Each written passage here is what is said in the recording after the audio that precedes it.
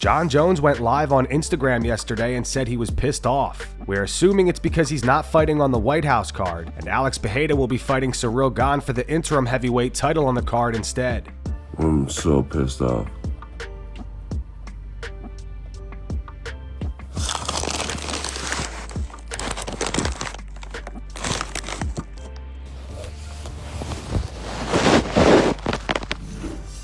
Ariel Helwani thinks Jon Jones has every reason to be upset with the UFC. He revealed today that Jon asked for $30 million to fight Alex Pereira on the White House card, and the UFC wanted to give him around $15 million, the same as Conor Ben is making for one fight in Zuffa boxing. However, both sides could not come to terms. Jon Jones has every reason to be upset. In my opinion, Jon Jones is worth $30 million. If Conor Ben, with all due respect, is getting 15 to fight Regis Prograis in a catchweight fight, Jon Jones is worth 30 and Conor McGregor is worth 75. If that's the market value now, if that's the ceiling, then them dudes are worth a hell of a lot now and because of everything they did over the past 10 years or so. Like, Conor Ben, Jon Jones ain't the same as far as drawing power, I'm sorry, and as far as resumes. So what they've done now is, that's the new number. Because all these fighters, the top ones, are saying, wait a second. And they're saying, yeah, you can have that number too. But the problem is, they all know that they're way bigger stars. So I think they took these guys for fools or something like that. Because I can guarantee you they're going to come with that number to Conor McGregor and he's going to be like, what? Are you kidding? I could almost tell, I'm not even in the meeting and I can tell you this is going to happen. I think Conor Ben himself would agree with me. Would he not? Just in terms of what they've done and who they are and their track record and drawing power. Here was Tom Aspinall's live reaction to the UFC announcing Alex Pereira versus Ciryl Gane for the interim heavyweight title at the White House. Tom says he wants to fight the winner. You obviously thought it was going to be Jon Jones, and now Gane's got that fight. Do you feel like he's almost been rewarded a bit for what's happened, or? I mean, who else is going to fight though? The division's on it. So there's not many big fights to make, is there? So got to do what they got to do. Right, just took in the information. Ciryl Gane, Alex Pereira. Obviously, I'm going to fight the winner of that. So just waiting now to be given the green light, the all clear from the doctors to start training properly again. As soon as we can start training properly again, full contact in the gym, we will be getting a fight date booked to fight the winner. So just waiting for the clearance to be medically cleared now, and then we go. So it's a case of you guys contacting the UFC, just giving them... Exactly, as soon as the doctor clears me, we'll let the UFC know, and we'll be looking to book a fight as soon as possible.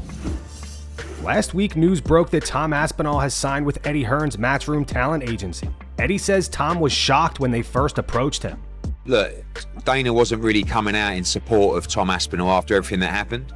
If you watch that incident back, particularly in slow-mo, it's absolutely brutal. And Tom's had 3 operations on his eyes. 3. And I just feel he's been just a little bit sort of chastised to the point where it's like the narrative spun is, oh, well, he quit and he shouldn't have carried on. The guy literally had his eyeballs scratched out in a fight. Watch it back. And this guy is, by the way, he has no quit in him. He's a monster. Tough. And I think when I met Tom Aspinall, I actually met a guy that was a little bit broken mentally. Like he was almost shocked that we had an interest in him. It's like, well, even after everything that's happened, I'm like, mate, get your mojo up. You're the UFC heavyweight champ. You're the baddest man on the planet. Walk it like you talk it, son. And he's like, even today, I see the difference in him in 1 week. Chests up, standing proud. Like, you're a star. And, now he's got the backing. Sometimes you don't have that kind of powerhouse and that backing. And we got to make sure that he gets that. Last week, news broke that Francis Ngannou was released by the PFL. Today, Netflix announced that Francis will be fighting Philipe Lins on the Ronda Rousey versus Gina Carano card. Hey guys, rumors are true. I'm joining the Rusev vs Carano MMA fight on Netflix. I'll be entering the cage to fight Philipe Lins from Brazil. MVP is the promoter, so who knows? Maybe this means I'm one step closer of knocking out Jacob too. But first thing first, catch me on Saturday, May 16, on Jose vs. Carano, live only on Netflix. Yesterday, rumors were circulating that the fight on the White House card that fell through was Ilia Topuria versus Islam Makhachev. Dana White addressed those rumors last night and said it's not true. And the White House card, there's a lot of reporting out of Spain today saying that it was going to be Ilia Topuria and Islam Makhachev, and that fight fell apart on Friday. Well, Justin Gaethje also said he was told Thursday he wasn't on the card, and then on Friday he was. That is true. So what happened with Islam, I guess, because you know how fans are, a lot of them. That's not true, I said. Sure. So it was never Islam versus Ilia. Topuria, yeah. So anyone who thinks Islam ducked this fight or anything like that, it's all incorrect. Don't worry about what fights are being made. We announce which ones are made and which ones will be happening. I told you there were some weird circumstances. The reason that fight fell out, and it wasn't up on stage with Mick Hunter and Sean, it was that power slap that the fight fell apart that night. And then all the boys went back to the office and literally were there till 9 in the morning. And that's how Gaethje ended up on the card. And Topuria wasn't originally supposed to be on the card either. So he got the call too. Dana White says he'll be announcing the next 4 UFC cards sometime this week. I'm probably going to announce the next, 4 cards coming up. I'll probably announce those this week. There you go. There's some news, I guess. Yeah, we got a lot of done this week. Yeah? Yeah. It was a good week. It was a great week. Israel Adesanya is rooting for Alex Pereira to beat Ciryl Gane at the White House. Izzy thinks Alex can knock him out. They had to make do with what they have. They would have loved to have Jones on there, but I hope Alex wins. That's crazy. 3 times. Yeah. Gane's no joke, and Gane can dance around him. Gane's slick to knock him out as well, but I think Alex can knock him out too. Jorge Masvidal has reportedly withdrawn from his grappling match against Shara Bullet. Shara posted this to his Instagram. He wrote, "You made the right decision, running away from meeting me on March 11th in Rio, because after that trip, you might not have come back the same man. You would have had to answer for the words you sent my way, and deleting that video wouldn't have saved you anyway. So it's better you party in Miami, lay on the beach, drink your juice and water, and don't try to swim too deep. Better stay on the shore, or even better, don't go into the water at all. Because meeting pirates, it's not the same as fighting bums in some backyard. Be careful, and don't say things like that again, because the wind you're blowing only fills my sails." Tim Welch explains why Sean O'Malley is fighting Aimann Zahabi on the White House card, and not Cory Sandhagen. A lot of people are complaining that it wasn't Umar or Cory Sandhagen. Like I said, we don't make those choices. We don't make those choices. You don't know what the UFC's thinking. There's people that they've given big opportunities before too. Big opportunities. And they don't capitalize on the opportunities. But like I said, we had no choice. We have no choice. The UFC comes with us an offer. We say yes. And that's what happened.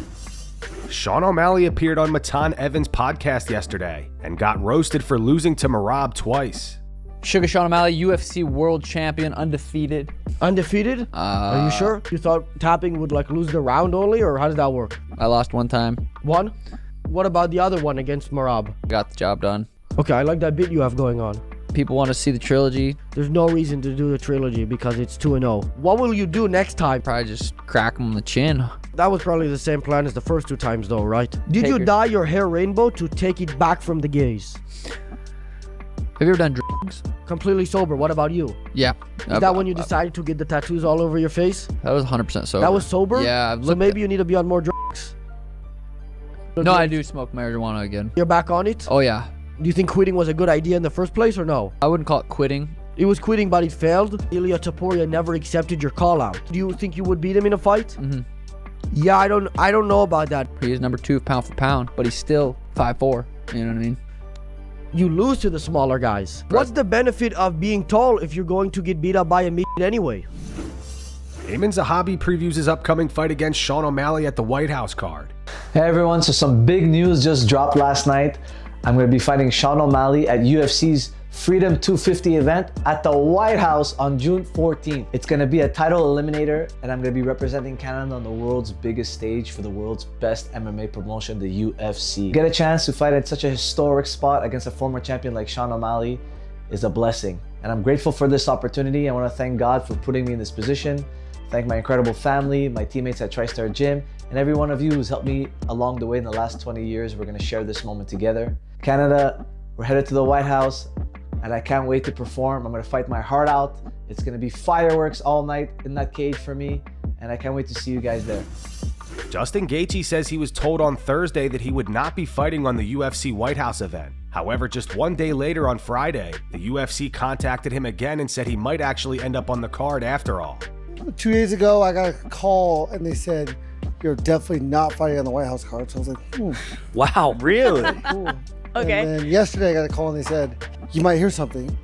You might be on the White House card." And I was like, "How are you gonna go complete 180 turn on me?"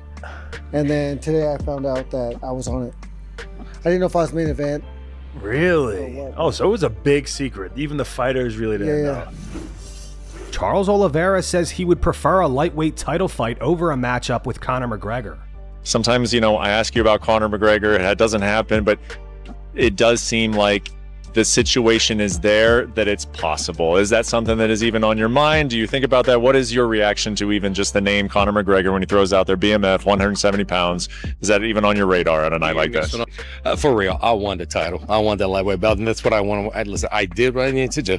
I got it. That's what I want to do, and I tell people this. Diego, let Diego figure this out, okay? But if it's maybe for something or maybe for the money, we'll do it. I think he wants it more than I do right now, doesn't he?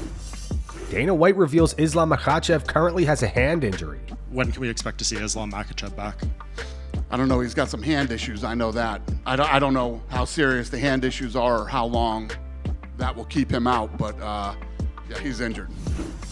Arman Tsarukyan is set to face Muhammad Mokaev in a grappling match at Hype Brazil on March 11th. Arman was initially scheduled to rematch Giorgio Poulis on the card, but that matchup has been pushed back. The two are now expected to wrestle again at RAF 7 on March 28th. After it was announced that Conor Benn signed with Zuffa Boxing for $15 million for a single fight, many UFC fighters came out saying the news bothered them, including Tom Aspinall, Israel Adesanya, Max Holloway, Michael Venom Page, and Sean O'Malley. Dana White has responded to this and says fighter pay will be quote-unquote just fine over the next 7 years. Look, the Conor Benn signing for Zuffa Boxing or the one-off ring show for $15 million has expectedly got a reaction from UFC fighters who see the $15 million figure.